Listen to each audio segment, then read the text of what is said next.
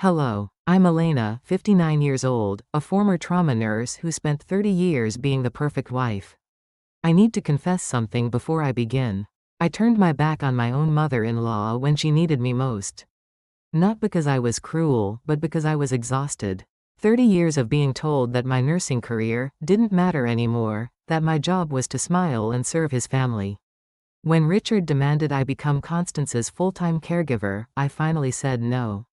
Elena, you're a nurse, my husband Richard said, sliding the guardianship papers across our marble kitchen table. Mother's moving in. You'll take care of her full-time. Richard, I walked away from medicine 15 years ago for you. I can't. You are the professional, he snapped. And it's free. So I left. Moved into a studio apartment and filed for divorce. But then Julian appeared, the charming care specialist Richard hired to replace me. He was everything I used to be: professional, dedicated, seemingly perfect. He even thanked me for my years of service when we first met, making me feel like maybe I'd done something right after all. What I didn't know was that Julian had been watching our family for months, waiting for exactly this moment. When the devoted wife finally breaks. Because Constance wasn't just getting a new caregiver. She was getting a predator who specialized in wealthy widows with difficult families. And I had just made his job incredibly easy. If you're hearing this story, tell me in the comments. Where in the world are you listening from? Before we begin today's story, please don't forget to subscribe and hit the like button. Now let's get started. The crystal chandelier cast fractured rainbows across the marble floor of the Whitman Estate's grand foyer. Each prism of light seemed to mock the somber mood that was supposed to fill the room. Elena moved through the crowd of mourners like a ghost in black silk. Her silver tray balanced perfectly despite the tremor that had started in her left hand 3 hours ago. 30 years of marriage. 30 years of standing in corners, serving drinks, and pretending she belonged. Elena, darling. Richard's voice sliced through the polite murmur of condolences. He stood near the mahogany bar, his navy tie loosened just enough to suggest grief without appearing disheveled. His face wore the practiced expression of a man who had learned to perform sorrow for an audience. She glided toward the elderly couple by the window, her heels making no sound on the Persian rug that cost more than most people's cars. The Hendersons. Old money. The kind of people who measured worth in generations rather than dollars. Mrs. Henderson's fingers were heavy with diamond rings as she accepted the champagne flute. Such a lovely service, she said, her voice carrying the particular cadence of Manhattan's Upper East Side. Your father-in-law was quite the gentleman. Elena nodded, her smile automatic after decades of practice. He was. What she didn't say was that Charles Whitman had never once spoken directly to her in 30 years. What she didn't say was that he had made it clear, in 1,000 small ways, that she would always be the nurse who had trapped his son into marriage. What she didn't say was that she had stopped trying to win his approval sometime around year 15. Richard's laughter boomed across the room, too loud for a funeral reception. He stood with his sister Margaret near the fireplace, their voices rising above the respectful whispers. Margaret's black dress was from Bergdorf's. Elena recognized it from a window display she had passed last week while walking to the pharmacy. The inheritance taxes are going to be absolutely brutal, Margaret said, swirling the wine in her crystal glass. The liquid caught the light like liquid amber. Thank God Daddy structured the trust properly. Though Mother's situation is going to be challenging. Richard's tie clip glinted as he leaned closer to his sister. Mother's care is going to cost a fortune. We need to be realistic about our options. The assisted living facilities are charging $20,000 a month now. Elena's knuckles whitened around the champagne bottle. The number hit her like a slap. 20,000, more than she used to make in 6 months as a trauma nurse. They spoke about Constance as if she were a budget line item, not a person. As if she weren't sitting 20 feet away in her wheelchair, her once sharp blue eyes now vacant, staring at the oil painting of her late husband. The afternoon stretched like taffy. Elena refilled crystal glasses that cost more than her car payment. She emptied silver ashtrays that hadn't been used since the 1980s but were kept polished out of tradition. She smiled at people who looked through her as if she were part of the furniture, expensive but unremarkable. Her feet burned in the black heels Richard had insisted she wear. You represent the family, he had said that morning, adjusting his cufflinks in their bedroom mirror. The same mirror where she had watched herself disappear, year by year, until she barely recognized the woman staring back. By 6 o'clock, the estate had emptied. The catering staff moved like a well-rehearsed ballet, packing away crystal stemware in silver serving trays. Elena found herself alone in Charles's study, searching for cocktail napkins to clean the wine stains from the antique mahogany desk. The room smelled of Cuban cigars and aged leather, scents that would forever remind her of intimidation and silence. Charles's presence lingered in every carefully arranged book spine, every polished golf trophy. Every photograph that featured Richard and Margaret but never their spouses. She opened the top drawer of his desk, expecting to find the usual supplies: paper clips, rubber bands, perhaps some of those expensive fountain pens he collected. Instead, her fingers brushed against a stack of mail that had been carefully arranged but obviously forgotten in the chaos of funeral preparations. The envelope on top was white, official-looking, with "Medicare Summary Notice" printed in bold blue letters across the top. It was addressed to Charles Whitman but marked, "Urgent, review immediately." Elena glanced toward the study door. She could hear the distant sound of the catering van being loaded, the muffled voices of the cleanup crew in the kitchen. Richard was probably in the living room, making phone calls to lawyers and accountants, already planning his next move. Her hands trembled slightly as she opened the envelope. The paperwork inside was dated 3 weeks ago, just days before Charles had his final heart attack. A claim for $350 to Dr. Adrian Morse, listed as a geriatric psychiatry specialist at Mount Sinai Hospital. The appointment description read, "Consultation, cognitive assessment, patient Constance M. Whitman." Elena's breath caught in her throat. She had never heard Richard or Margaret mention any psychiatrist. Constance's regular doctor was Dr. Patterson, a family physician they had used for over a decade. He was gentle with Constance, patient with her increasing confusion, never suggesting anything more drastic than adjusting her blood pressure medication. Why would they take her to a psychiatrist? And why would they keep it secret? She pulled out her phone and photographed the document, her hands shaking now for reasons that had nothing to do with fatigue. The camera's flash seemed too bright in the dimly lit study. She quickly turned off the flash and took another photo, then carefully folded the papers and placed them back in the envelope exactly as she had found them. The desk drawer slid shut with a whisper. She grabbed a handful of cocktail napkins from the bar cart by the window and tried to steady her breathing. Her reflection in the window looked pale, frightened. Like a woman who had just discovered something she wasn't supposed to know. "Elena." Richard's voice echoed from the marble foyer, sharp with impatience. "Where are you? We need to get going." She pressed her lips together and walked toward his voice, her heels clicking against the hardwood floor in the hallway. Family portraits watched her pass generations of Whitman men with their wives standing slightly behind them, always slightly behind them. Richard stood in the entryway, his cashmere coat draped over one arm, checking his gold Rolex. The same watch Charles had given him for his 40th birthday, back when there was still hope that Richard might amount to something in the financial world. "Ready to head back to the city?" he asked without looking up from his watch. "I want to get home before the traffic gets bad. You know how Sunday evenings are on the bridges." During the drive back to Manhattan, Elena watched the Long Island suburbs blur past the passenger window. Manicured lawns gave way to strip malls, then to the industrial sprawl of Queens. Richard hummed along to the classical music station, his fingers drumming against the steering wheel in time with a Mozart concerto. He seemed genuinely relaxed, as if burying his father had lifted some invisible weight from his shoulders. The Queensboro Bridge stretched ahead of them, its steel framework silhouetted against the darkening sky. The East River below was choppy, reflecting the lights from Roosevelt Island like scattered diamonds on black silk. "We need to discuss Mother's situation," Richard said as they merged into Manhattan traffic. His voice carried the tone of a man who had already made his decision and was simply informing others of the outcome. Elena kept her eyes on the river. "The assisted living facility you mentioned seemed nice. Cedar Gardens, wasn't it?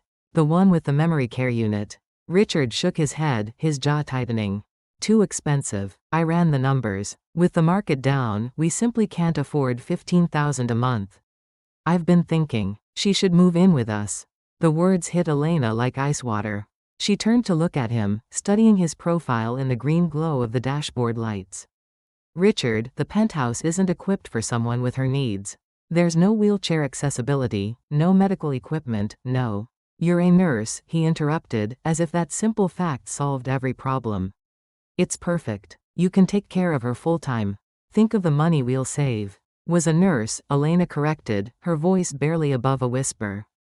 I haven't worked in 15 years. I don't have current certifications. I don't know the new protocols for dementia care. Same thing. Richard's tone suggested the conversation was over. He pulled into their building's underground parking garage, the fluorescent lights harsh after the soft evening light outside. It's settled then. I'll have Margaret start clearing out Mother's bedroom tomorrow. The elevator ride to the 32nd floor felt longer than usual. Elena watched the numbers climb, each floor taking her further from the ground, further from any possibility of escape.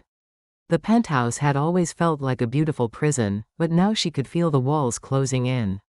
Their apartment was exactly as they had left it that morning, pristine, cold, decorated in shades of white and gray that showed every fingerprint, every sign of human habitation. Elena walked to the kitchen window and looked out at the city lights below. Manhattan glittered like a circuit board, millions of lives contained in those rectangles of light. Richard poured himself 3 fingers of scotch from the crystal decanter on the marble counter. The same scotch Charles used to drink, aged 18 years and costing more per bottle than most people spent on groceries in a month. I had the lawyers draw this up last week, he said, placing a manila folder on the kitchen table. The folder was thick, official-looking, with the letterhead of Whitman, Burke and Associates visible on the top document. Elena approached the table slowly, as if the folder might bite her. Richard gestured for her to sit, then remained standing behind her chair. She could smell his cologne, something expensive and woody that he had worn since their wedding day. The documents inside were dense with legal language, the kind of prose designed to intimidate rather than inform. But certain phrases jumped out at her: Elena Whitman to serve as primary caregiver and medical proxy. Full-time care and supervision. Medical decisions at caregiver's discretion. You want me to sign power of attorney papers, Elena said, her voice flat. Just a formality, Richard replied, taking a sip of his scotch. Makes everything easier if Mother has another episode. You know how she gets confused. Elena flipped through the pages, her nursing training kicking in despite the years away from medicine. The language was broad, almost unlimited in scope. It would give her complete control over Constance's medical care, her finances, her living situation. It was the kind of document that could easily be abused. Richard, she said slowly, this is a lot of responsibility. Maybe we should discuss this with Dr. Patterson first, get his opinion on what Mother actually needs. Richard's glass clinked against the marble counter as he set it down too hard. Patterson's an old fool. He's not qualified to handle complex cases like this. We need someone younger, more aggressive. Someone who understands the financial realities. Elena thought about the Medicare notice hidden in Charles's desk. Someone like Dr. Adrian Morse, perhaps. Someone willing to provide the right kind of assessment, the right kind of diagnosis. She closed the folder and stood up from the table. Richard's eyes followed her movement, and for a moment, she saw something in his expression that made her stomach clench. Not love, not even affection, something calculating and cold. I need time to think about this, she said. Richard's smile was sharp enough to cut glass. Of course, darling. Take all the time you need. Mother moves in on Wednesday. Elena walked to their bedroom, her heels sinking into the plush carpet. The room was decorated in the same sterile whites and grays as the rest of the apartment, but tonight it felt more like a medical facility than a home. She sat on the edge of their bed and pulled out her phone, staring at the photograph of the Medicare notice. Dr. Adrian Morse, geriatric psychiatry specialist, cognitive assessment. She opened her laptop and searched for the doctor's name. His website was professional, polished, featuring testimonials from grateful families. And before and after photos of elderly patients who looked happy and well cared for. But something about his bio nagged at her: too many credentials, too many specializations, too perfect. Elena had worked in trauma medicine long enough to develop instincts about people. About when something was wrong, even if she couldn't put her finger on what. Those instincts were screaming now, as loud as any cardiac monitor in any emergency room she had ever worked in. She closed the laptop and walked to the window. 32 floors below, the city moved like blood through arteries, constant and vital. She pressed her palm against the cold glass and made herself a promise. Whatever Richard was planning, whatever game he thought he was playing with his mother's life and her own, she wouldn't make it easy for him. Not anymore. The reflection in the window showed a woman who looked tired, frightened, and very much alone. But behind the fear, something else was awakening. Something that had been dormant for 15 years, ever since she had traded her scrubs for silk scarves and her stethoscope for a social calendar. The nurse in her was waking up. And nurses, Elena remembered, were trained to save lives. Even if it meant fighting for them. 3 days later, Richard stood in the center of their penthouse living room, surrounded by chaos that would have horrified his late father. Chinese takeout containers balanced precariously on antique side tables. Coffee rings stained the marble surfaces. The smell of forgotten food mixed with the antiseptic odor of medical supplies that had arrived that morning in unmarked cardboard boxes.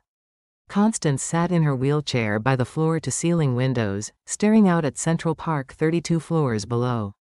Her gray hair hung limp around her shoulders, unwashed since Elena had left 3 days ago. The silk blouse she wore was stained with spilled soup, and her hands shook as she tried to hold a glass of water.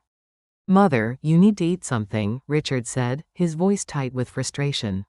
He held a plastic spoon loaded with what might have been chicken noodle soup from a can. The spoon trembled in his hand, soup dripping onto his Italian leather shoes. Constance turned to look at him with cloudy blue eyes that no longer recognized her own son. "Where's William?" she asked, her voice barely above a whisper. William had been her eldest son, Richard's brother, who had died in Vietnam 40 years ago. "I want William." Richard's jaw clenched. "William isn't here, Mother. It's me, Richard, your son." But Constance had already turned back to the window, retreating into whatever safe place her mind had created to escape the present. The soup spoon clattered to the floor, leaving a splatter pattern on the white Italian marble like abstract art. The intercom buzzed, cutting through the uncomfortable silence. Richard walked to the wall panel, his steps careful to avoid the various medical supplies scattered across the floor. Boxes of adult diapers, bottles of pills, a walker that he hadn't figured out how to unfold properly. "Mr. Whitman? There's a gentleman here to see you. Says he's from the home care agency." Richard's relief was audible. "Send him up immediately." While they waited, Richard tried to straighten the living room, shoving takeout containers into garbage bags and attempting to arrange the medical supplies into something resembling order. Constance had soiled herself again, and the smell made his stomach turn. He had always prided himself on his strong constitution, inherited from generations of Whitman men who had built their fortune through determination and ruthless efficiency. But this was beyond anything he had imagined. The elevator chimed, and Richard hurried to open the penthouse door. The man standing in the hallway looked like he had stepped out of a magazine advertisement for luxury watches or expensive automobiles. Tall, perhaps 6'2", with silver hair that caught the hallway light and eyes the color of winter sky. His charcoal suit was perfectly tailored, and he carried a black leather medical bag that looked both professional and expensive. "Mr. Whitman?" The man's voice was smooth, educated, with the faintest hint of an accent that suggested European boarding schools and Ivy League universities. "I'm Julian Masters. Dr. Thornfield from the agency sent me." Richard had never heard of Dr. Thornfield, but his lawyer had recommended the agency, and right now he would have hired anyone who could help him manage his mother. He stepped aside to let Julian enter, immediately embarrassed by the state of the apartment. "I apologize for the mess," Richard said, gesturing helplessly at the chaos. "My wife left unexpectedly, and I'm not really. That is, I don't have experience with." Julian's smile was warm, understanding, completely without judgment. "Please don't worry, Mr. Whitman. These situations are always challenging. May I?" He gestured toward Constance, who was now attempting to remove her blouse, her fingers fumbling with the pearl buttons. "Of course, yes, please." Julian approached Constance with the smooth confidence of someone who had spent years working with elderly patients.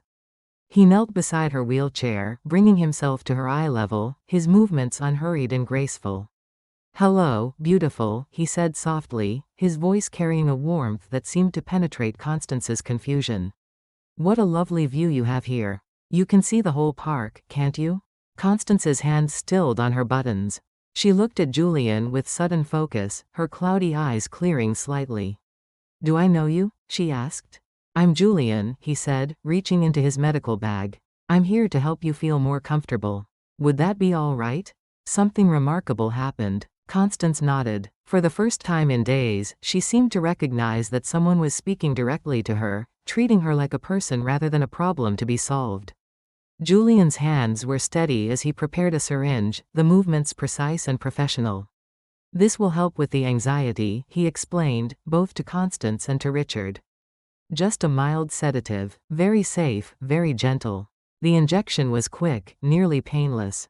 Within minutes, Constance's agitation began to fade.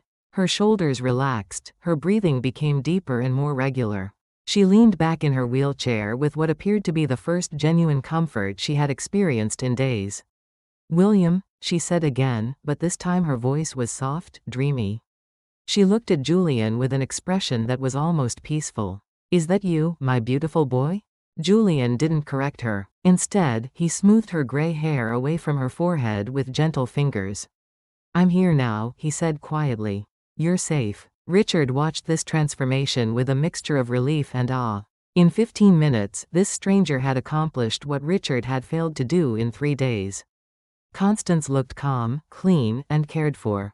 Julian had somehow managed to change her soiled clothing and clean her face while she remained seated in her wheelchair. His movements so smooth and practiced that Richard barely noticed it happening. "How did you?" Richard began. "Experience," Julian said, standing and smoothing his suit jacket. "Your mother is lovely, Mr. Whitman. She just needs the right kind of attention. The right kind of balance." They moved to the kitchen, leaving Constance dozing peacefully by the window. Julian placed his medical bag on the marble counter and began unpacking supplies with the efficiency of a surgeon preparing for an operation. "The agency didn't give me many details about your mother's condition," Julian said, arranging pill bottles in neat rows. "Could you tell me about her medical history? Current medications? Any recent changes in behavior or cognition?" Richard found himself relaxing for the first time in days. Here was someone who could handle the situation, someone who spoke the language of medical care and knew how to manage elderly patients. "She has early-stage dementia," he said. "At least, that's what drive." Patterson said. "But he's getting old himself, and I'm not sure he's the best person to manage a case this complex." Julian nodded thoughtfully. "Dr. Patterson. Yes, I know his work. Very old-school approach. Sometimes these situations require more modern interventions." "Exactly." Richard felt a surge of validation. Finally, someone who understood the limitations of their current medical team. My estranged wife, she wanted to stick with traditional approaches. But she doesn't understand the financial realities we're facing. The cost of proper care these days is astronomical." "Your wife is a medical professional?" "Was. She used to be a trauma nurse, but that was 15 years ago. She's been out of the field so long, her knowledge is completely outdated." Julian's expression remained neutral, but Richard caught something in his eyes, a flicker of interest, perhaps even concern. "And she's not involved in your mother's care anymore?" "She left," Richard said, the words bitter in his mouth. "Walked out right after the funeral. Said she was retiring from the family." He laughed, but there was no humor in it. "After 30 years of marriage, she decides she wants a divorce." "That must be difficult," Julian said, his voice carrying exactly the right amount of sympathy. "Managing your mother's care while dealing with a divorce. It's a lot of stress for one person." Richard nodded gratefully. Here was someone who understood the pressures he was facing, the impossible situation Elena had left him in. The timing couldn't be worse. "My father just passed, the estate is in probate, and now this." Julian finished arranging the medications and turned to face Richard directly. "Mr. Whitman, I want you to know that you've made the right decision calling our agency. Your mother needs specialized care, and you need support during this transition. I'm prepared to move in temporarily, if that would be helpful." Round-the-clock supervision. The relief that flooded through Richard was almost overwhelming. Yes, he said immediately. Yes, that would be perfect. Whatever it costs. We can discuss the financial arrangements later, Julian said smoothly. Right now, let's focus on getting your mother stabilized. There are a few forms we'll need to complete: insurance paperwork, medical proxy documentation, that sort of thing. Standard procedure. Of course. My lawyer prepared some power of attorney documents, but Elena refused to sign them. Julian's eyebrows rose slightly. She refused? Said she needed time to think about it. Richard's anger flared again. As if she had any right to make demands after abandoning us. That's unfortunate, Julian said carefully. Legal documentation is important in cases like this. It protects everyone involved: your mother, you, the care providers. Without proper authorization. What do you mean? Julian sighed, as if reluctant to bring up an unpleasant but necessary topic. Well, technically, without power of attorney, I can only provide basic care. Medication adjustments, treatment decisions, financial arrangements for ongoing care, all of that requires legal authority. And if your wife contests any medical decisions, Richard felt his chest tighten. She could interfere with mother's care? I'm not saying she would, Julian said quickly. I'm just pointing out the potential complications. In my experience, family disputes can become quite complicated when elderly care is involved. Especially when there are financial assets at stake. The words hit Richard like ice water. Elena knew about the trust, about the inheritance, about the financial pressures they were facing. If she wanted to make trouble, if she wanted to complicate things out of spite or some misguided sense of righteousness. What would you recommend? Richard asked. Julian was quiet for a moment, seeming to consider the question carefully.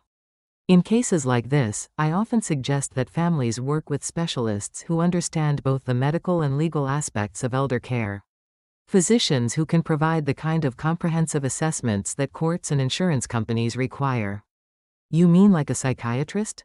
Perhaps. Someone who could evaluate your mother's capacity to make her own decisions, her need for supervised care, that sort of thing. Official documentation that would supersede any objections from family members who might not have your mother's best interests at heart. Richard thought about Elena sitting in their kitchen 3 nights ago. Questioning his decisions, acting as if she had some right to interfere with family business. Do you know someone like that? Someone who could help? Julian smiled, and for the first time since their conversation began, Richard felt truly hopeful.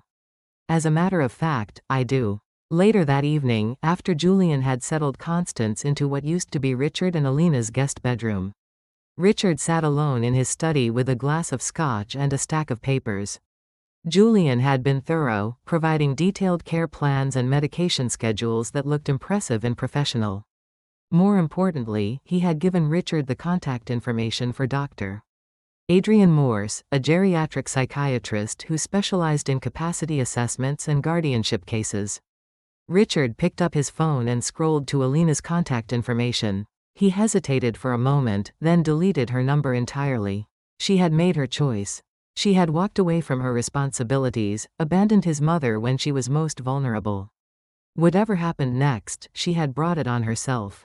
He opened his laptop and began researching Drive. Morse's credentials. The doctor's website was impressive: board certifications, published research, testimonials from grateful families. There was a section on protective guardianship that caught Richard's attention.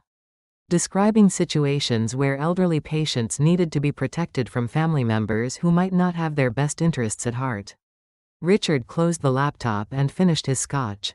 Through the guest bedroom door, he could hear Julian's voice, low and soothing, speaking to Constance as he helped her prepare for bed. The sound was comforting, professional, exactly what Richard had been hoping for. For the first time since his father's death, Richard felt like he was in control of the situation. Elena had underestimated him, had thought she could simply walk away and leave him helpless. But she had forgotten that Richard came from a family that had built their fortune by recognizing opportunities and acting decisively. If Elena wanted to make things difficult, he would be ready for her. Meanwhile, 3 miles away in a cramped studio apartment on the Upper West Side, Elena sat at her laptop researching Drive. Adrian Morse. The same website Richard was viewing painted a picture of a respected specialist, but Elena's trained eye caught details that troubled her. The testimonials were too generic, the before and after photos too perfect. Most concerning, when she cross-referenced his credentials with the medical licensing board, she found gaps in his employment history that didn't quite add up. She opened a new browser tab and searched for Guardianship Abuse New York and Elder Financial Exploitation. The results made her stomach turn. Story after story of elderly people who had been isolated from their families, declared incompetent by complicit doctors, and systematically drained of their assets by court-appointed guardians. Elena's phone buzzed with a text message notification. The number was unfamiliar, but the message made her blood run cold. Your husband has retained our services for your mother-in-law's care. For her safety and well-being, we recommend that you limit contact during this transition period. J.M. Consultancy. Elena stared at the message, reading it 3 times before the full implications sank in. They were cutting her off from Constance. They were isolating her, removing any potential interference from someone who might question their methods. She screenshot the message and forwarded it to her lawyer, then opened her contact list and scrolled to a number she hadn't called in 15 years. Dr. Patricia Williams had been her supervisor in the trauma unit, a woman who had taught Elena that sometimes saving a life meant fighting for it. Even when the system was stacked against you. The phone rang 4 times before a familiar voice answered. This is Patricia. Dr. Williams? It's Elena Whitman. Elena Reeves, from the trauma unit? I worked under you at Mount Sinai 15 years ago. There was a pause, then recognition in the older woman's voice. Elena, what a surprise. How are you, dear? I'm in trouble, Patricia. And I think someone's life might depend on getting help. The palm court at the Plaza Hotel buzzed with the refined chatter of Manhattan's elite taking their afternoon tea. Crystal chandeliers cast warm light over tables adorned with bone china and silver serving trays. The air smelled of Earl Grey and fresh roses, a civilized backdrop for what Elena suspected would be anything but a civilized conversation. She arrived 15 minutes early, choosing a table near the window where she could watch the stream of yellow taxis and pedestrians along Fifth Avenue. Her black dress was simple but elegant, the kind of outfit that would help her blend into the plaza's sophisticated atmosphere, while giving her the confidence she desperately needed for this meeting. Richard had suggested lunch to discuss the divorce arrangements like civilized adults, but Elena suspected his motives were far from civilized. The text message from J.M. Consultancy still burned in her memory, along with the 3 phone calls she had made to the penthouse that had gone directly to voicemail. Someone was blocking her access to Constance, and Elena was determined to find out why. At precisely 2 o'clock, Richard entered the palm court with another man Elena had never seen before. Her ex-husband looked better than he had at the funeral reception. His color was improved, his posture more confident. The stranger beside him moved with the fluid grace of someone accustomed to being watched. His silver hair perfectly styled, his charcoal suit obviously expensive. Elena's nursing instincts kicked in automatically, assessing the stranger as he approached her table.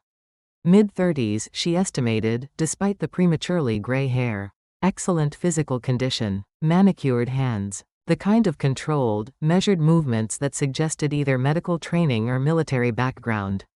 When he smiled, his teeth were perfectly white, but the expression never quite reached his eyes.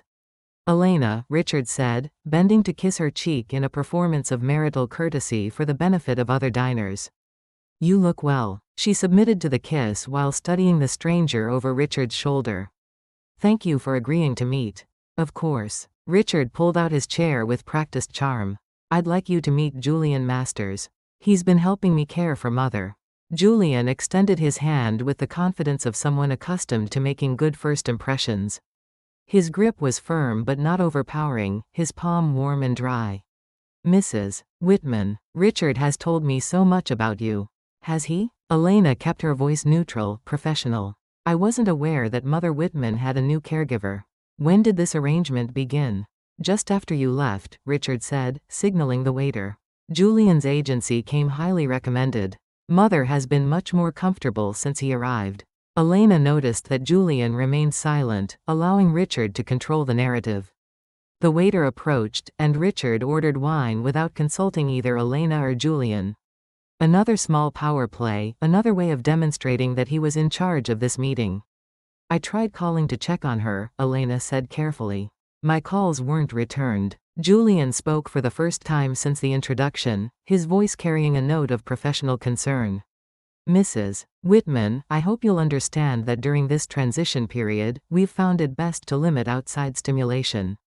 Your mother-in-law has been quite agitated, and unfamiliar voices or unexpected visits can be very disorienting for dementia patients.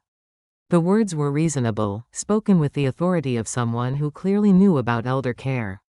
But something in his tone made Elena's skin crawl. I'm hardly unfamiliar. I've known Constance for 30 years. Of course, Julian said smoothly. But given the family situation, the divorce proceedings, the emotional stress, Dr. Morse felt it would be better to maintain a calm, stable environment while we adjust her medication regimen. Dr. Morse? Elena tried to keep her expression neutral. I thought Drive Patterson was handling Mother Whitman's medical care. Richard's wine glass paused halfway to his lips. Dr. Patterson is getting old, Elena. This situation requires someone with more specialized expertise. Specialized in what, exactly? Julian leaned forward slightly, his expression serious and professional. Geriatric psychiatry, Mrs. Whitman. Your mother-in-law's condition has progressed more rapidly than anyone anticipated. She's been experiencing episodes of aggression, paranoid delusions, threats of self-harm. Dr. Morse has been working with us to stabilize her condition. Elena felt something cold settle in her stomach. The woman she had known for 30 years had never shown signs of aggression or paranoia. Confusion, yes. Memory loss, certainly. But violence? That doesn't sound like her. Dementia manifests differently in every patient, Julian said, his tone gently condescending, as if explaining something to a child. Your nursing background was in trauma care, wasn't it? Elder psychiatric conditions require very different expertise. The dismissal stung, but Elena forced herself to remain calm. I'd like to see her. I'm afraid that won't be possible right now, Richard said quickly. Dr. Morse has recommended limiting visitors during this stabilization period. It's only temporary. Elena set down her teacup with deliberate care. You can't prevent me from seeing her, Richard. I'm still family. Julian's smile never wavered, but something shifted in his eyes. Mrs. Whitman, I understand your concern, but we have to think about what's best for the patient. Right now, Drive Morse's assessment indicates that your mother-in-law needs a very controlled environment.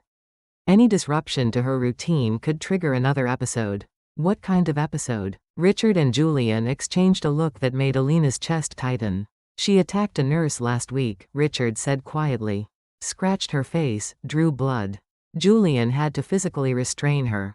Elena stared at her husband, searching his face for any sign that he was lying. But Richard had always been a skilled liar when it suited his purposes. I don't believe that. The incident report is on file with the agency, Julian said smoothly.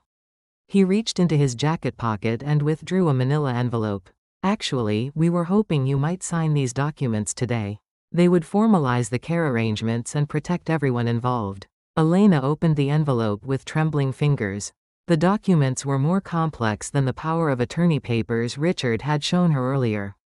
These included medical proxy authorization, financial management agreements, and what appeared to be a temporary restraining order.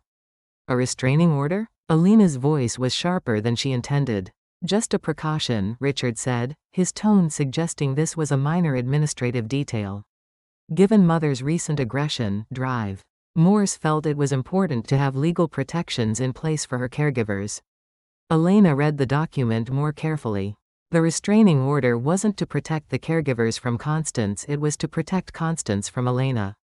It claimed that Elena had made threatening statements about her mother-in-law's care and had attempted to interfere with prescribed medical treatment. This says I threatened her. Elena looked up at Richard, unable to hide her shock. You're claiming I threatened a sick, elderly woman? You did say you wanted her in a facility, Richard replied, his voice carefully neutral. Julian was concerned that your feelings about Mother might affect your judgment about her care. Elena felt the walls closing in around her. They had crafted a narrative that painted her as the dangerous one, the unreliable family member who couldn't be trusted with Constance's well-being. These are lies. Mrs. Whitman, Julian's voice was gentle, understanding, the tone of someone who dealt with hysterical family members on a regular basis. I know this is difficult. Divorce is stressful, and when an elderly parent's health is declining, emotions can run very high. No one is questioning your love for your mother-in-law, but sometimes love isn't enough. Sometimes we need to step back and let professionals handle the situation. The patronizing tone was like acid on Alina's skin. She looked around the palm court, suddenly aware that other diners were glancing in their direction. Julian's voice had been carefully modulated, but hers had been rising, making her appear increasingly agitated while he remained calm and reasonable. I'm not signing these, Elena said, closing the envelope and pushing it across the table. Richard's facade finally cracked. Elena, be reasonable. Mother needs specialized care, and you're in no position to provide it. You have no income, no medical certifications, no legal authority. What exactly do you think you can do for her? The words hit like physical blows. No income, no certifications, no authority. He was stripping away her identity, reducing her to nothing more than an inconvenient obstacle to be managed and dismissed. I can protect her from whatever scheme you two are running, Elena said, her voice barely above a whisper. Julian's expression remained sympathetic, but Elena caught something else in his eyes: amusement, perhaps even satisfaction. Mrs. Whitman, I understand that you're upset, but making accusations isn't helping anyone. Your mother-in-law is receiving excellent care, and her condition is stabilizing under drive.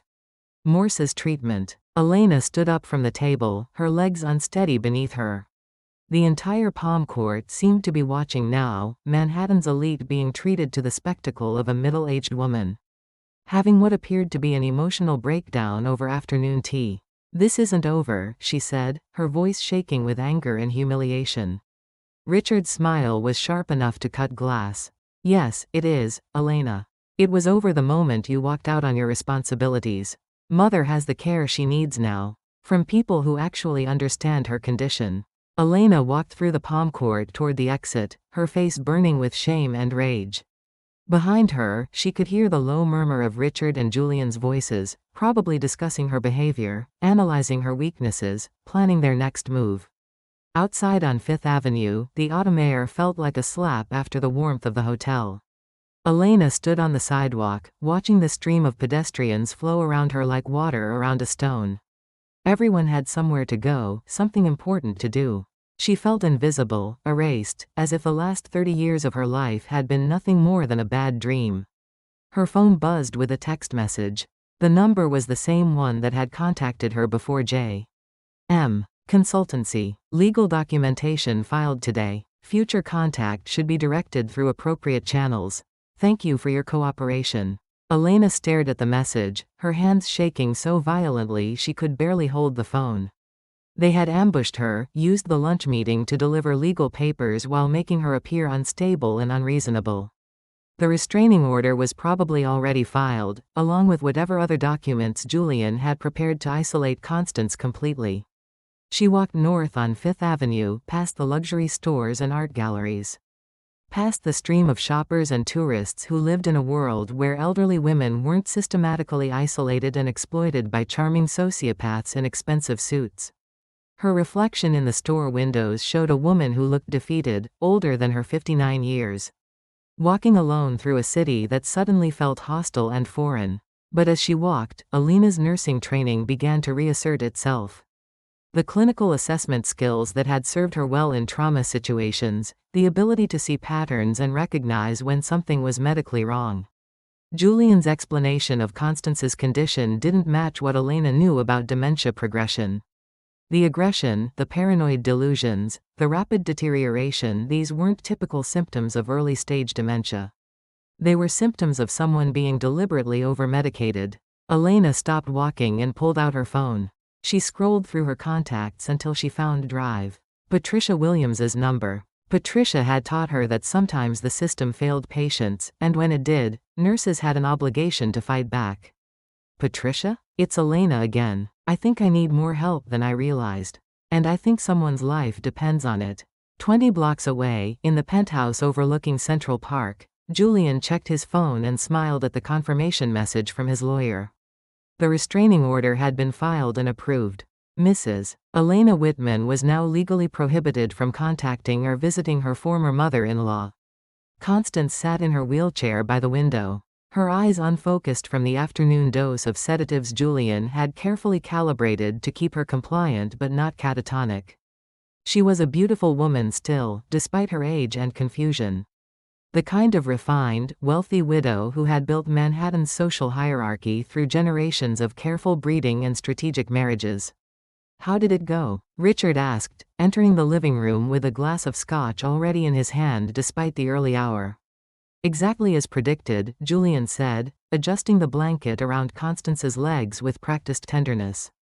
"Your wife is emotional, unstable, and completely out of her depth. The court will see her exactly as we need them to see her." Richard settled into his leather chair with visible relief. "And mother?" Julian smiled, stroking Constance's silver hair as she dozed peacefully in the afternoon sunlight. "Your mother is perfect, Richard. Absolutely perfect." Alina's credit card was declined at the small grocery store on Amsterdam Avenue, the plastic rectangle sliding uselessly through the reader for the third time. The teenage cashier looked at her with a mixture of pity and impatience while the line behind Elena grew longer and more restless.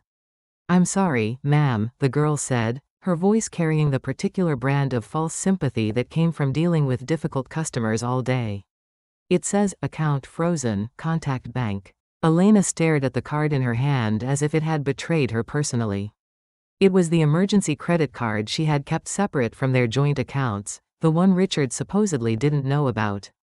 The one that should have had a $5,000 limit available. "Could you try it again, please?" Elena asked, though she knew it was useless.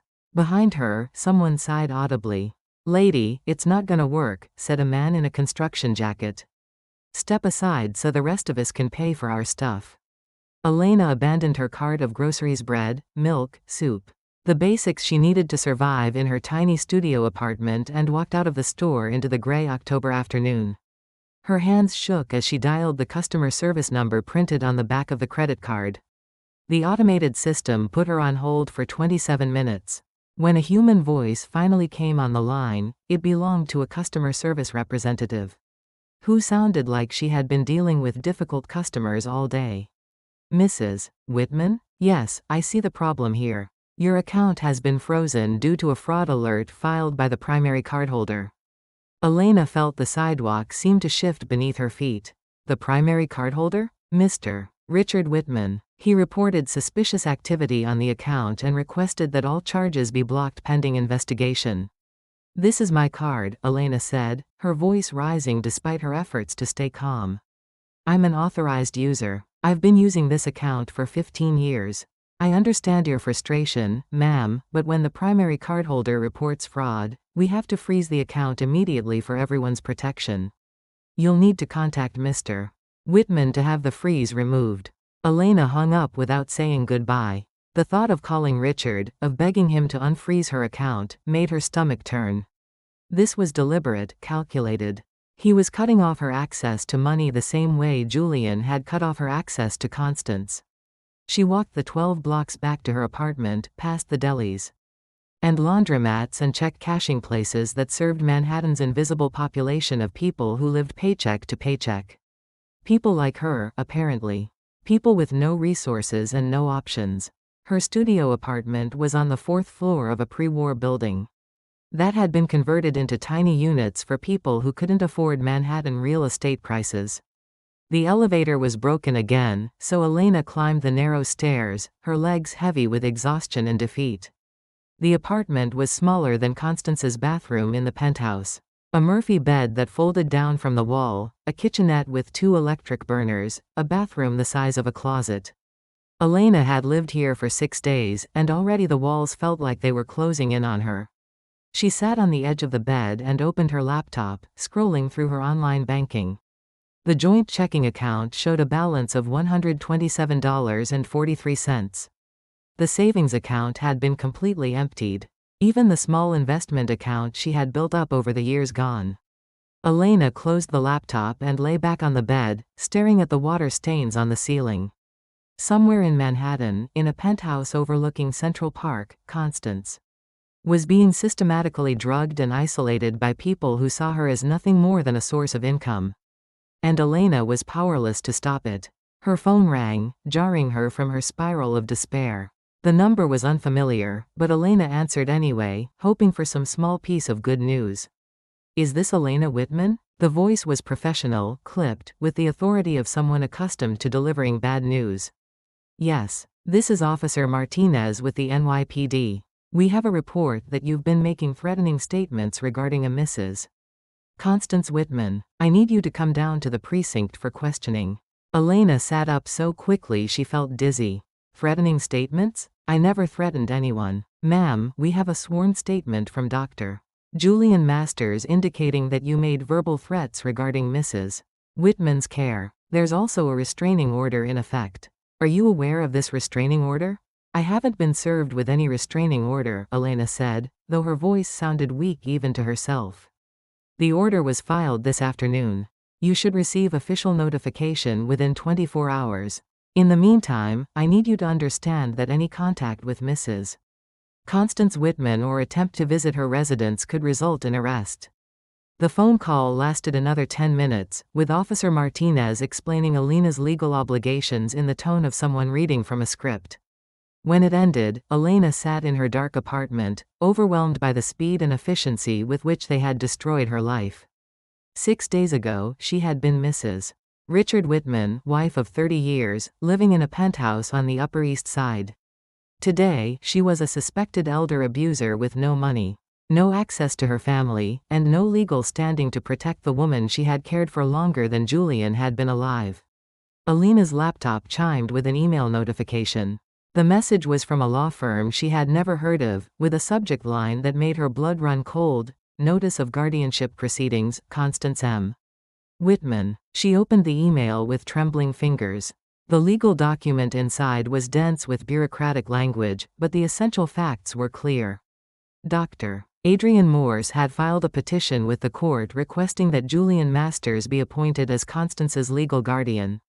The petition claimed that Constance was no longer competent to make her own decisions, and that her family members were unable or unwilling to provide appropriate care. The hearing was scheduled for the following Thursday, 6 days away. Elena read the document 3 times before the full implications sank in. If Julian became Constance's legal guardian, he would have complete control over her medical care, her finances, her living situation. He could sell her assets, change her will, make end-of-life decisions. Constance would effectively cease to exist as a legal person. Elena's phone buzzed with another message, this one from the same J.M. consultancy number that had been tormenting her for days. "Mrs. Whitman, we understand you may have questions about the guardianship proceedings. Mr. Masters is available to discuss the situation if you would like to arrange a meeting.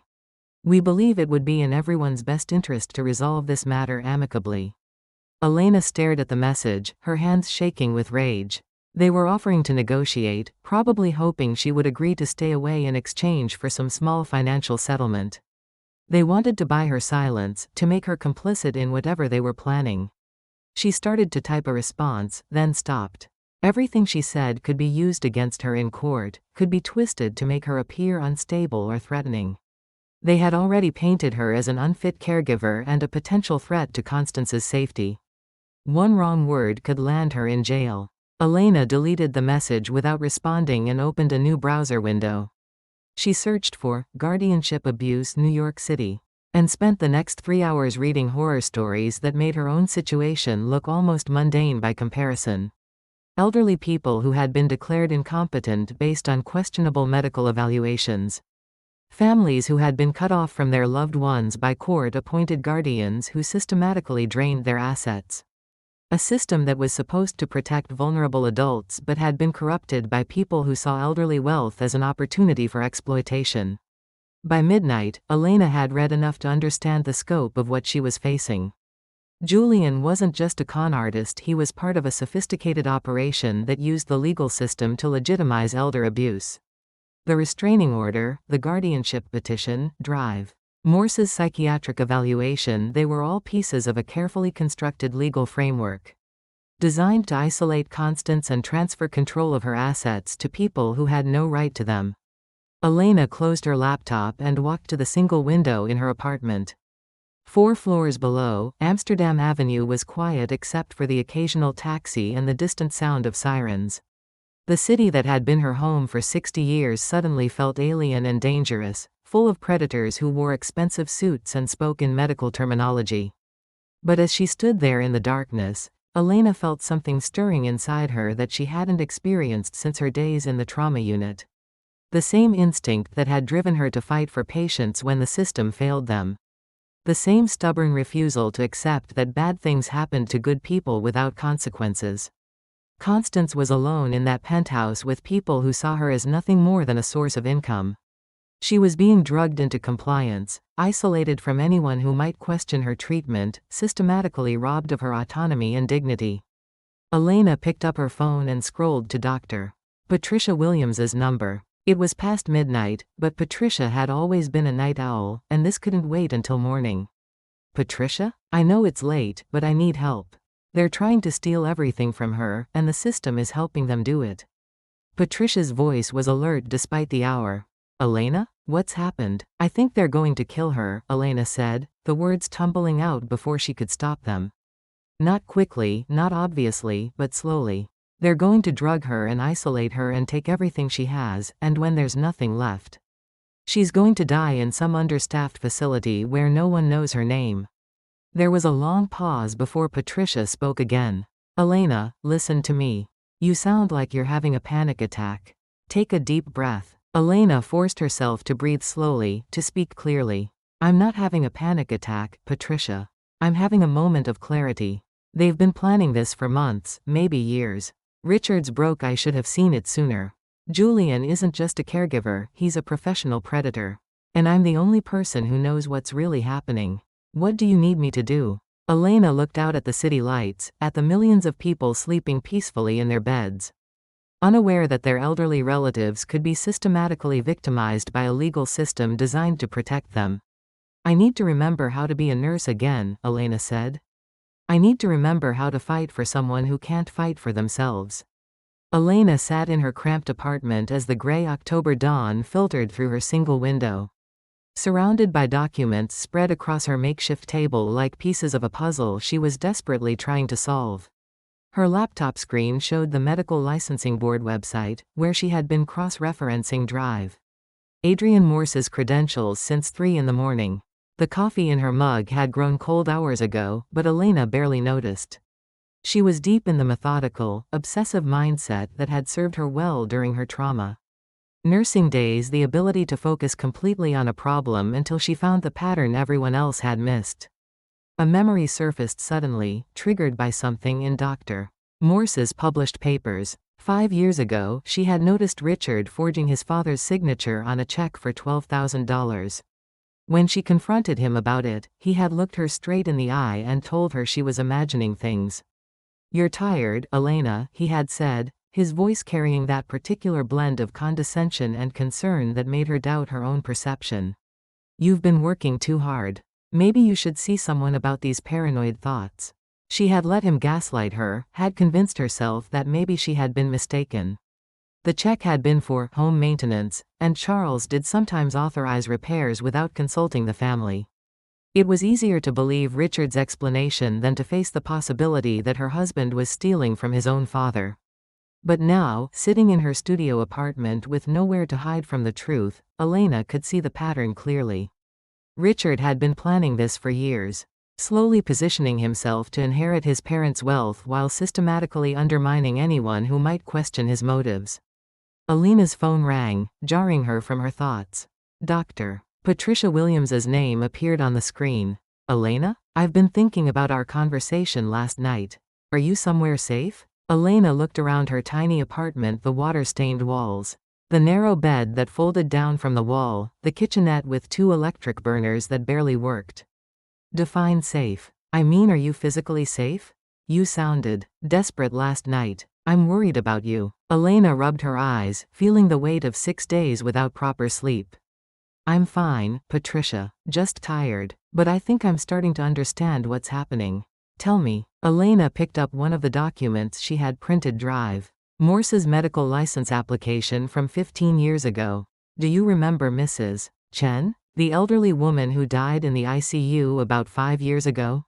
Vaguely. Wealthy widow, family dispute over her care?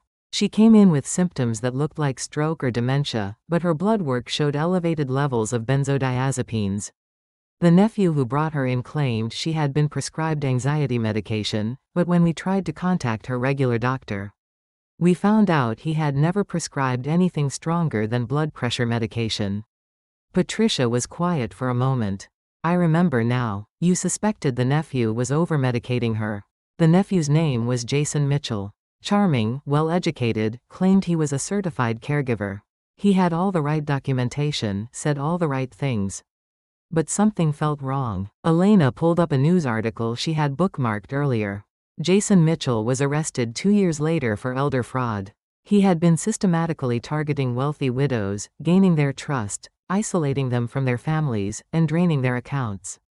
The police found evidence that he had been working with at least 3 different doctors, who would provide whatever diagnosis he needed to support guardianship proceedings. Elena, what does this have to do with your situation? Elena's hands trembled slightly as she opened another browser window, showing Drive. Adrian Morse's photograph from his medical practice website. One of those doctors was a young psychiatrist named Adrian Morse. He was reprimanded by the medical board for providing questionable competency evaluations, but he kept his license. And guess who's now evaluating Constance for the guardianship hearing? The silence on the other end of the phone stretched long enough that Elena wondered if the call had been dropped. Finally, Patricia spoke, her voice careful and professional. Elena, that's a serious accusation. If Dr. Morse was involved in elder fraud cases before, it's not an accusation, Patricia. It's a pattern. I've spent all night researching guardianship cases in New York, and the same names keep appearing. Julian Masters, Drive. Adrian Morse, even Richard's lawyer, they're all connected to cases where elderly people were declared incompetent and their assets were systematically drained. Elena stood up and walked to her window, looking out at the city where millions of people were starting their morning routines. Unaware that predators like Julian were probably identifying their next targets right now. I think they killed Mrs. Chen, Elena said quietly. Not directly, but they isolated her from everyone who cared about her, medicated her into compliance, and when her bank accounts were empty, she died of complications from dementia, in a facility where no one knew her well enough to question her rapid decline. Patricia's voice was strained when she finally responded. Elena, listen to me carefully. If what you're saying is true, then you're not just dealing with a custody dispute. You're dealing with organized criminals who use the legal system to commit murder. I know. Elena's reflection in the window looked haggard, older than her 59 years, but her eyes held a determination she hadn't felt in decades. And they're going to do the same thing to Constance unless someone stops them. Elena spent the rest of the morning making phone calls, using her old nursing contacts to track down information about Dr. Morse's other patients. By noon, she had identified 3 other cases where elderly patients had been placed under Julian's care after Dr. Morse declared them incompetent. All 3 had died within 18 months. All 3 had left their estates to charitable foundations that seemed to exist only on paper. All 3 had been isolated from their families by restraining orders and guardianship proceedings. Elena printed out everything she could find and organized it into a timeline that painted a clear picture of systematic elder abuse. But she knew that evidence alone wouldn't be enough. She needed someone with legal authority to take her seriously, someone who could investigate the pattern she had identified. Her phone rang again. This time, the number was unfamiliar.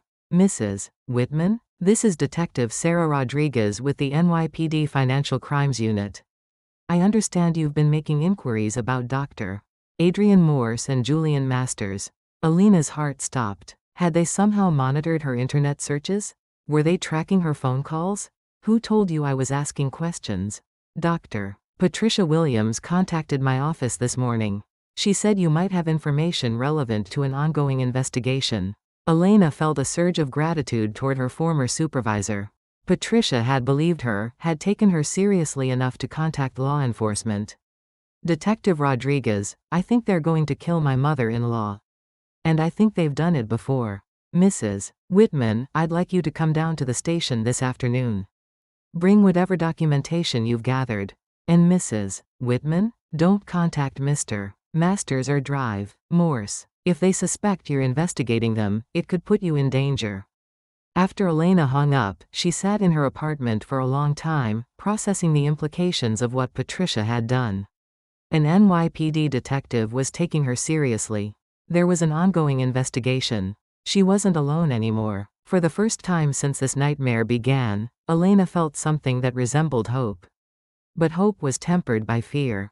If Julian and Dr. Morse suspected they were being investigated, they might accelerate their timeline. They might decide that Constance was more valuable dead than alive. Especially if they could arrange her death in a way that looked like natural progression of her disease. Elena looked at the clock on her laptop. The guardianship hearing was in 4 days. If Julian became Constance's legal guardian before the police investigation could stop him, it might be too late. Elena gathered her documents into a folder and prepared to leave for the police station. As she reached for her jacket, her phone buzzed with another message from J.M. Consultancy. Mrs. Whitman, we're concerned about reports that you may be spreading false information about your mother-in-law's medical care. This behavior could be considered harassment and may result in additional legal action. We encourage you to seek professional help for your emotional distress. Elena stared at the message, her hands shaking with rage. Even now, they were trying to gaslight her, trying to make her question her own sanity. But she wasn't the confused, isolated woman who had walked out of that restaurant at the Plaza Hotel. She was a trauma nurse who had learned to trust her instincts, and her instincts were screaming that Constance was in immediate danger. Elena deleted the message and headed for the police station. She had work to do. Detective Sarah Rodriguez's office in the Financial Crimes Unit was smaller than Elena had expected, with gray metal furniture and fluorescent lighting that cast harsh shadows across stacks of case files. The detective herself was younger than Elena had imagined, perhaps 40, with the tired eyes of someone who had seen too much of human greed and cruelty. Elena spread her documents across the detective's desk, while Rodriguez listened with the focused attention of someone trained to identify patterns in complex financial crimes. The timeline Elena had constructed painted a clear picture: 3 elderly victims, all wealthy. All isolated from their families through guardianship proceedings, all dead within 18 months of coming under Julian's care. Mrs. Chen, Mrs. Davidson, and Mr. Petrov, Elena said, pointing to the photographs she had gathered from obituaries and news articles. All 3 were declared incompetent by Dr. Morse after being placed in Julian's care. All 3 died of complications from dementia, after their estates were transferred to charitable foundations that seemed to exist only on paper. Rodriguez picked up one of the documents Elena had printed, a death certificate for Mrs. Davidson that listed aspiration pneumonia as the cause of death. Aspiration pneumonia is common in elderly patients with dementia. They lose the ability to swallow properly. But look at the timeline, Elena insisted. Mrs. Davidson was playing bridge and managing her own finances 6 months before her death. The decline was too rapid, too convenient. Rodriguez studied the timeline more carefully, her expression growing increasingly serious. How did you gather all this information? Hospital records, obituaries, court filings. Most of it's public information if you know where to look. Elena had spent years navigating medical bureaucracies. She knew how to extract information from reluctant administrators. Mrs. Whitman, I have to ask, are you certain your personal situation isn't affecting your judgment here? Divorce proceedings can be emotionally charged, and when elderly family members are involved. Elena had expected this question. Detective, I've been a trauma nurse for 20 years. I know the difference between medical decline and systematic poisoning. The symptoms Constance is exhibiting: excessive sedation, confusion, rapid personality changes. They're consistent with benzodiazepine overdose, not dementia progression. Rodriguez leaned back in her chair, processing Elena's words. You mentioned an ongoing investigation. What can you tell me about that? We've been tracking a pattern of guardianship abuse cases across the 5 boroughs. Elderly victims are identified, isolated from their families, declared incompetent, and placed under the care of professional guardians who systematically drain their assets. When the money runs out, the victims die of convenient medical complications. Elena felt a chill run down her spine. How many cases? 17 confirmed victims over the past 5 years. Combined asset theft of approximately $12 million. The number hit Elena like a physical blow. $12 million. 17 lives. And now Constance was next in line. Rodriguez opened a thick file folder and pulled out surveillance photographs. Elena recognized Julian immediately, the same perfectly styled silver hair, the same expensive suits. But in these photos, he was entering different buildings, meeting with different elderly people, always carrying his black medical bag. Julian Masters isn't his real name, Rodriguez said. His birth name is Julian Kowalski. He's 36 years old, born in Philadelphia, graduated from Temple University with a degree in psychology. Never licensed as a medical professional, never trained as a caregiver. He's a con artist who specializes in gaining the trust of vulnerable elderly people. Elena studied the photographs, her hands trembling slightly. What about Dr. Morse? Dr. Adrian Morse is licensed, but he's been under investigation for providing questionable competency evaluations. We believe he's being paid to declare elderly patients incompetent based on fabricated or exaggerated symptoms. Rodriguez pulled out another document, a bank statement showing regular transfers from an account labeled J.M. Consultancy to Dr. Morse's personal account. Always the same amount, $5,000. Always within a week of a competency evaluation. We've been building a case for months, but we need more evidence. These people are careful, professional. They know how to work within the legal system without leaving obvious traces. Elena looked at the surveillance photos again, focusing on one that showed Julian entering a building on the Upper East Side. That's Constance's building. When was this taken? Rodriguez checked the back of the photograph. 3 weeks ago. The day before your father-in-law's funeral. Elena felt the pieces clicking together in her mind. They were already planning this. Before Charles died, before the inheritance was settled, they were already moving into position. It appears so. The question is, how do we prove it before your mother-in-law becomes their next victim? Elena thought about Constance, alone in that penthouse with people who saw her as nothing more than a source of income. The guardianship hearing is in 3 days. If Julian becomes her legal guardian, he'll have complete control over her medical care, her finances, her living situation. And our investigation will be moot because everything he does after that will be technically legal. Rodriguez stood up and walked to her office window, which looked out over the Manhattan traffic below. Mrs. Whitman, I'm going to be frank with you. What you've uncovered is valuable, but it's not enough to stop the guardianship proceeding. We need solid evidence of fraud or abuse, and we need it fast. Elena's mind raced through possibilities. What if I could get back into the apartment? Document the medications Julian is giving her, record evidence of her condition? Absolutely not. Rodriguez's voice was sharp. You have a restraining order against you. If you violate it, you'll be arrested, and any evidence you gather will be inadmissible in court. Elena slumped in her chair, feeling the weight of her powerlessness. So we just wait? We let them drug her and steal everything she has while we gather evidence? Rodriguez returned to her desk and opened another file. There might be another way. We have an undercover operation planned, but we need someone who can get close to Julian without arousing suspicion. Someone who appears to be a potential victim.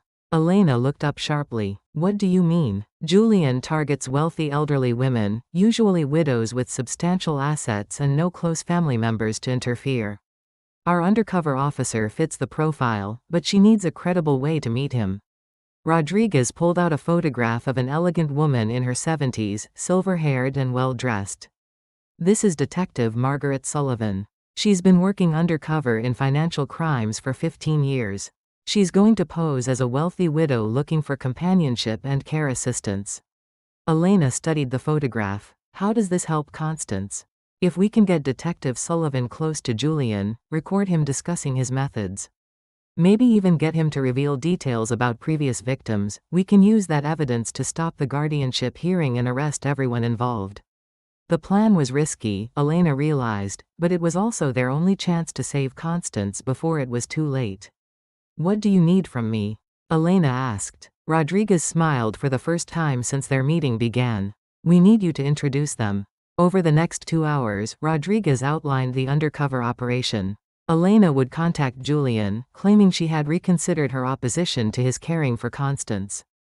She would ask to meet with him to discuss the situation, and she would bring along a friend, Detective Sullivan, posing as a lonely widow named Margaret who was looking for care assistance. The meeting would take place in a neutral location, a high-end restaurant where Julian would feel comfortable and confident.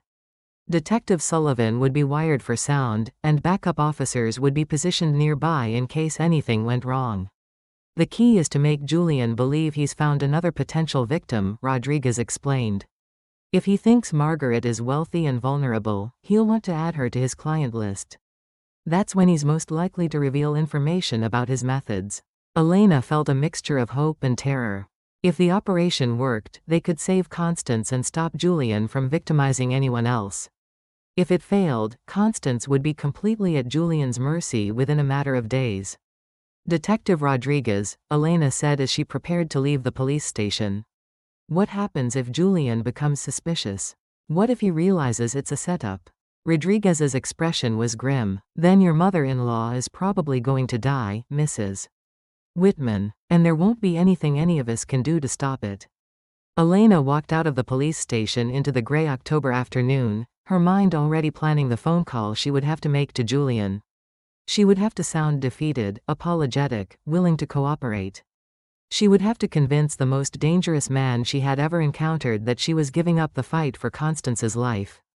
But as she walked through the city streets, Elena felt something she hadn't experienced since this nightmare began: the satisfaction of fighting back. For the first time, she wasn't reacting to Julian's moves, she was making moves of her own. Constance was still in danger, but she was no longer completely alone.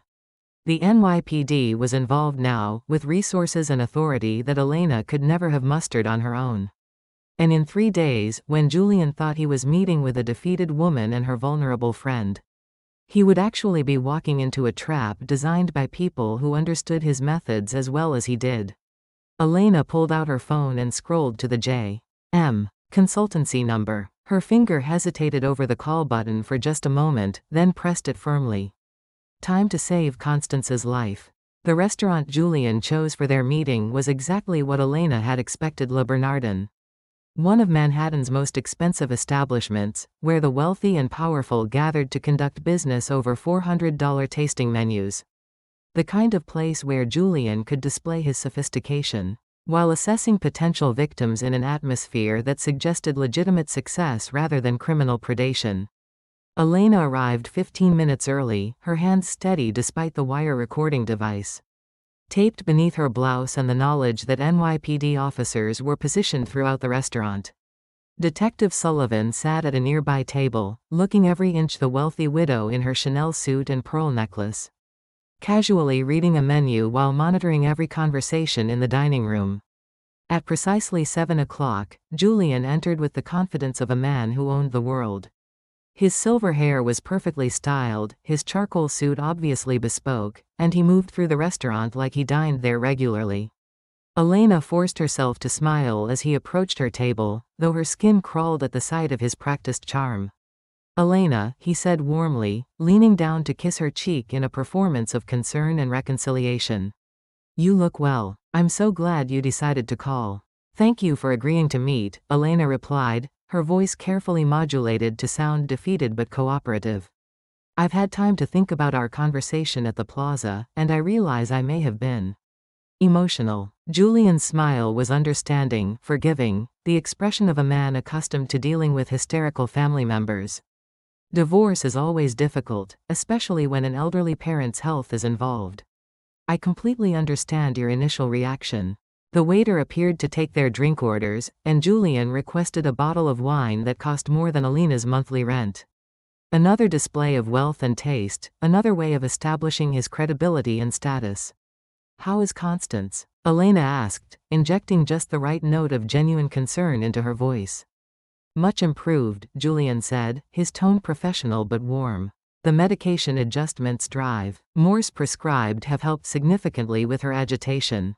She's sleeping better, eating more regularly. Richard has been wonderful, so attentive to her needs." Elena knew that was a lie. Richard had always been selfish and negligent when it came to family responsibilities. The fact that Julian was praising him suggested that Richard was useful to their scheme but not actually involved in Constance's day-to-day care. "I've been wondering," Elena said carefully, "about the guardianship proceedings. Richard mentioned that you would be taking legal responsibility for her care?" Julian's expression became more serious, as if he were discussing a solemn professional duty rather than a criminal conspiracy. "In cases like your mother-in-law's, where the family situation is complicated, it's often best to have a neutral third party handle the legal and medical decisions. It removes the emotional burden from family members and ensures that the patient's best interests are always the priority." "It must be a significant responsibility," Elena said. "Managing someone's medical care, their finances, their living situation." "It is," Julian agreed, his voice carrying the gravity of someone discussing important professional work. "But I've been doing this kind of work for years. I have extensive experience with elderly patients who need specialized care." Elena caught Detective Sullivan's eye across the restaurant. The detective gave an almost imperceptible nod, indicating that the recording equipment was picking up every word. "Julian," Elena said, lowering her voice slightly, "I have to ask about something that's been troubling me. A friend of mine, Margaret Sullivan, recently lost her husband. She's been struggling with loneliness, and she's mentioned that she might need help managing her affairs. I couldn't help thinking about the excellent care you're providing for Constance." Julian's attention sharpened immediately. Elena could see the predatory interest in his eyes, though his expression remained professionally compassionate. "I'm sorry for your friend's loss," he said. "Widowhood can be incredibly difficult, especially when there are complex financial and medical considerations involved. Would you mind if I introduced you? She's actually here tonight. What a coincidence. She mentioned she was dining alone, and I thought perhaps." Elena gestured toward Detective Sullivan's table. Julian followed her gaze, and Elena watched his expression change as he assessed this new potential victim. Sullivan looked perfect for his purposes: wealthy, alone, vulnerable but not suspicious. "Of course," Julian said smoothly. "I'd be happy to meet your friend." Elena waved Sullivan over, her heart pounding as the undercover detective approached their table. With the slightly uncertain gait of a woman still adjusting to life without her husband. "Margaret, I'd like you to meet Julian Masters," Elena said. "Julian, this is Margaret Sullivan." "Margaret, Julian is the care specialist I mentioned who's been helping with my mother-in-law." Sullivan extended her hand with the grateful smile of someone desperate for human connection. "Mr. Masters, it's so nice to meet you. Elena mentioned that you work with elderly patients?" Julian's charm was immediately on full display. He stood to pull out her chair, asked solicitous questions about her recent loss, and listened with apparent sympathy. As Sullivan described the challenges of managing her late husband's business affairs while dealing with grief. "It's overwhelming sometimes," Sullivan said, her voice carrying just the right note of vulnerability. "Harold always handled the finances, the investments, the medical insurance. I feel lost without his guidance." Elena watched Julian's eyes light up as Sullivan described assets that would make her an ideal target: real estate in the Hamptons, stock portfolios, trusts and foundations that suggested serious wealth. "That sounds incredibly stressful," Julian said with professional concern. "Have you considered working with someone who specializes in helping widows navigate these transitions?" "I haven't really known where to turn," Sullivan replied. "My attorney is helpful with legal matters, but I need someone who understands the day-to-day challenges. Someone who can help me make medical decisions if I become unable to make them myself." Julian leaned forward slightly, his tone becoming more confidential. "Margaret, what you're describing is exactly the kind of situation where a professional care manager can be invaluable. Someone who can handle the financial complexities while ensuring that your medical and personal needs are met." Elena felt a chill as she watched Julian's predatory instincts take over. This was how he operated: identifying wealthy, vulnerable women, gaining their trust, positioning himself as their protector and advocate. "Do you work with many clients like that?" Sullivan asked innocently. "I do," Julian said, his voice carrying the authority of someone with extensive experience. "Elderly clients who need comprehensive care management. It's specialized work. Not everyone understands the medical and legal complexities involved." What happens when someone becomes unable to make their own decisions?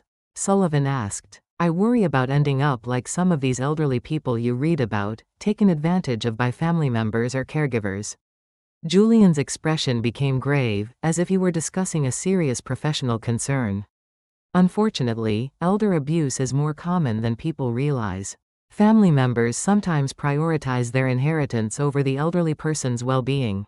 That's why legal guardianship can be so important. It protects vulnerable adults from exploitation.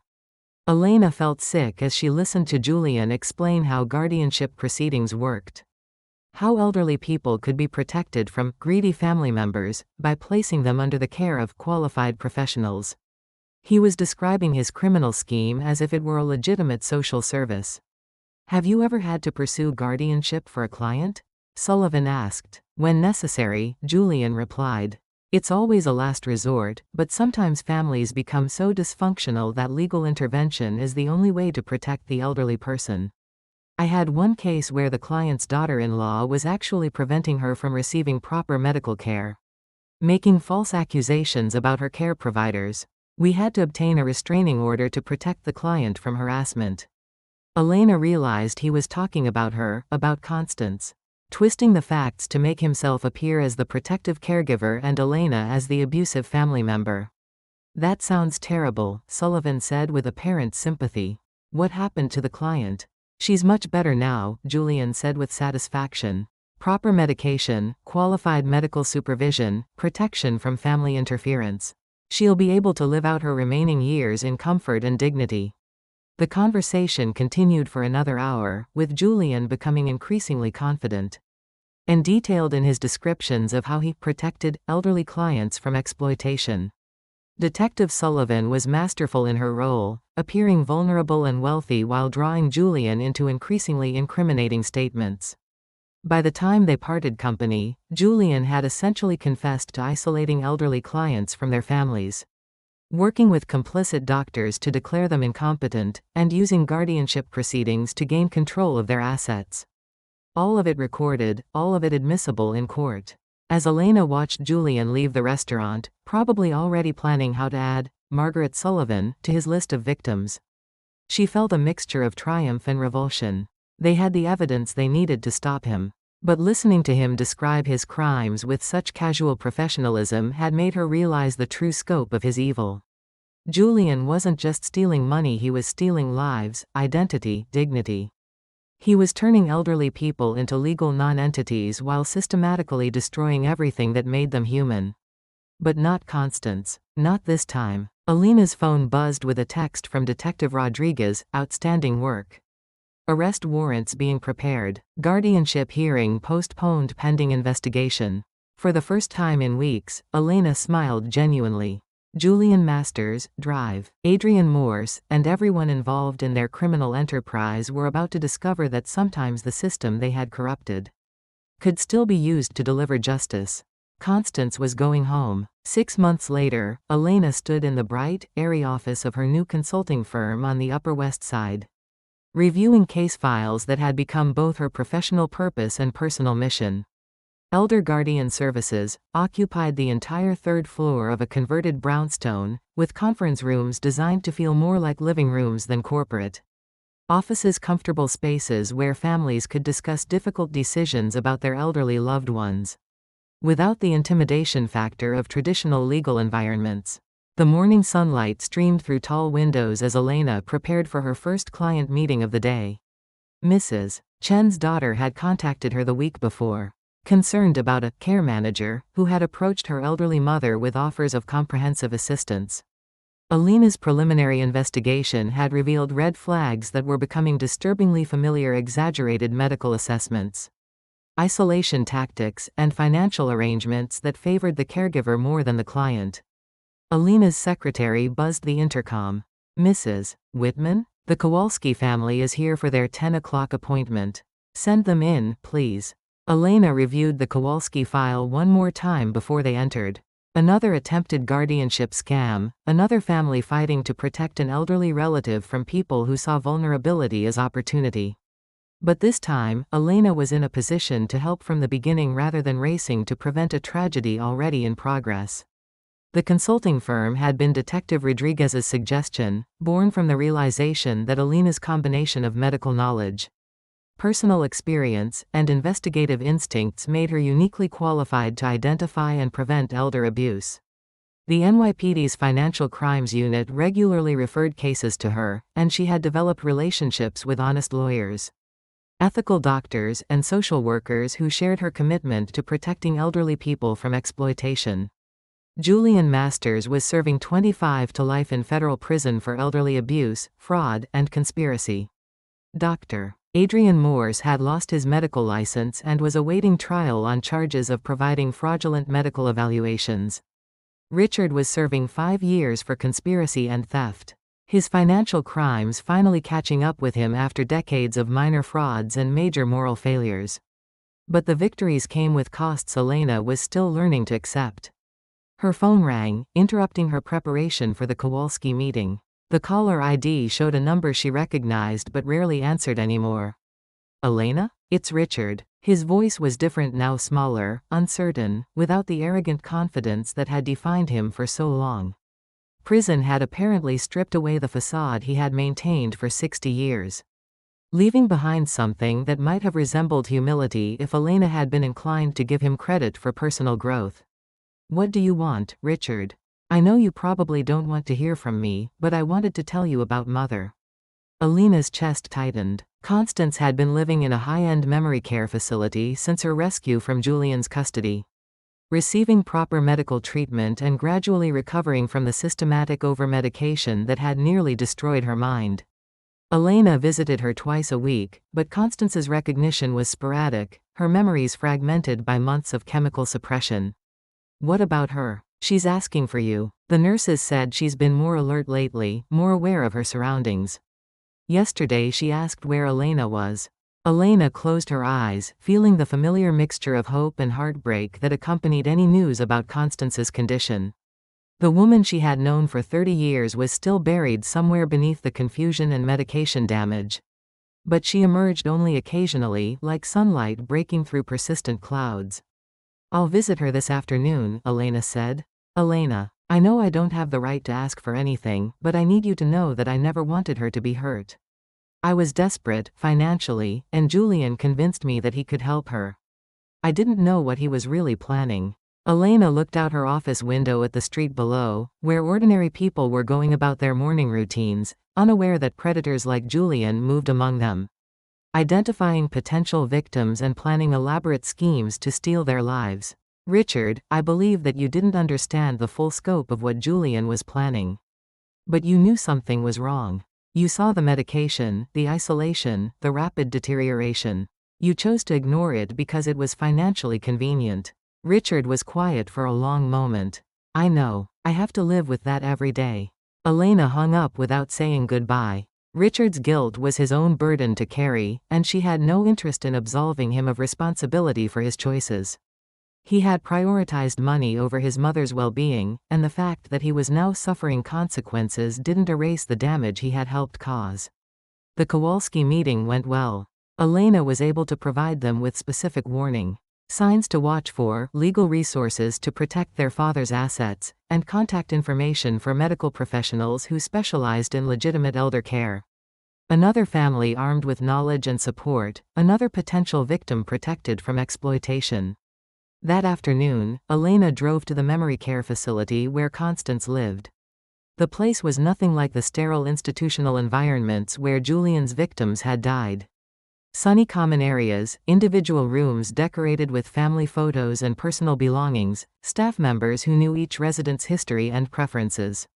Elena found Constance sitting by a window in the solarium, looking out at a garden where other residents were tending to flower beds with the assistance of occupational therapists.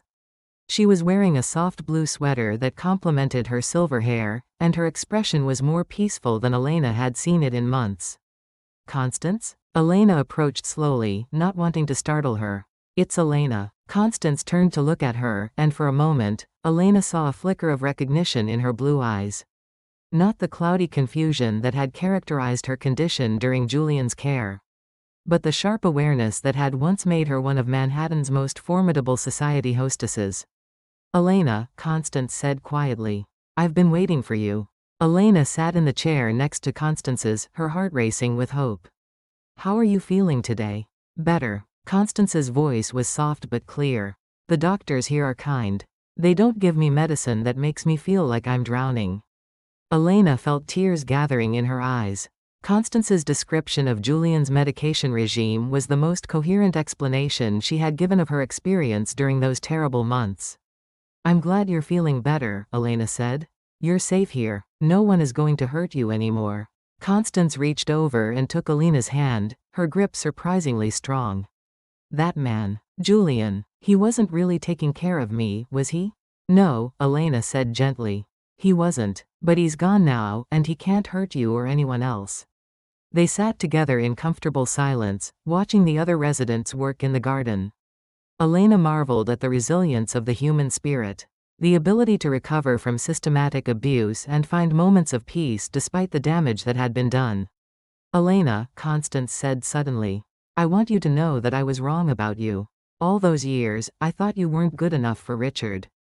I was wrong about that, too. You're the only one who fought for me when everyone else gave up. Elena squeezed Constance's hand, feeling 30 years of tension and resentment dissolve into something approaching understanding. You don't need to apologize. We're family, and family protects each other. Will you come back to see me? Every week, Elena promised. As long as you want me to.